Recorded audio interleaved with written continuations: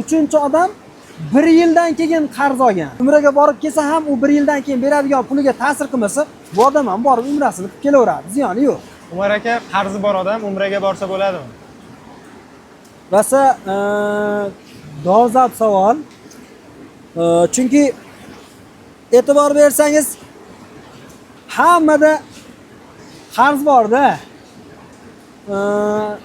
Endi aytish mumkin bo'lsa krediti bor yoki shu nasiya savdasi bor, nimadir qarzi bor-da hammada. Endi qarzi bor odam umra qilsa bo'ladimi desa, bo'laveradi.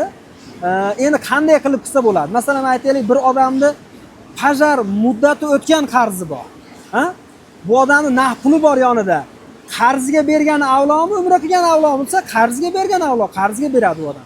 Endi masalan, aytaylikki, men yaqin bir do'stim qarzi bor, pajar qarzi bor, lekin menda uni umra qildirishning niyatim bor, meni do'stimni.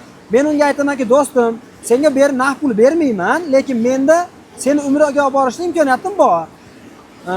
Umraga olib borasan, faqat bashart menga yordamlashasan, edi ham foydang tegadi menga do'stim.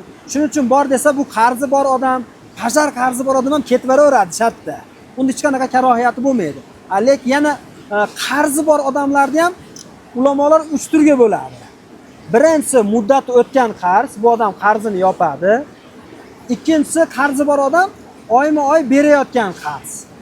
Oyma-oy ber. Masalan, aytaylikki, bir odam variantga mashina olgan $10,000 ga har oy $1000 dan beryapti.